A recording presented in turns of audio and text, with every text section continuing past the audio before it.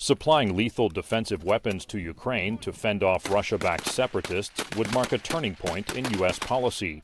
Until now, only non-lethal military gear has been provided, and critics say a deterrence to further Russian aggression is long overdue. I don't think Russia has given us a window for more positive cooperation on Ukraine. Maybe other places, but I certainly don't see it. So I think it's time to reconsider what our strategy has been and what that means. And I think, again, Ukraine is not asking for foreign troops to come and stand beside them. They're asking for the ability to fight the war in the way that they know they need to fight. Advocates argue that sending a message of strength would be timely after Moscow retaliated against U.S. sanctions by expelling American embassy staff from diplomatic property and demanding their numbers be reduced by over 700. But opponents worry that supplying lethal weapons to Ukraine could escalate the conflict and provoke retaliation from the Kremlin, which has already denounced the possibility as raising tensions.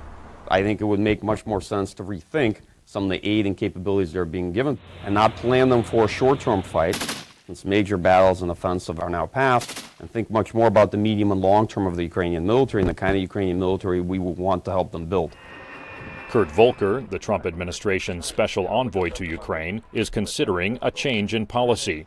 Speaking to Current Time, Volker said arming Ukraine with lethal defensive weapons would not further provoke Russia. I hear these arguments that is somehow provocative to Russia, or that is going to embolden Ukraine to attack.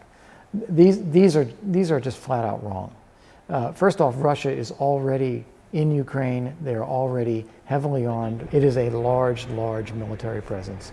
And there's an even larger military presence surrounding Ukraine from Russian territory. Russia's comparative military might with Ukraine makes the supply of U.S. weapons more of a political and morale boost for Kyiv than a defensive one, note analysts.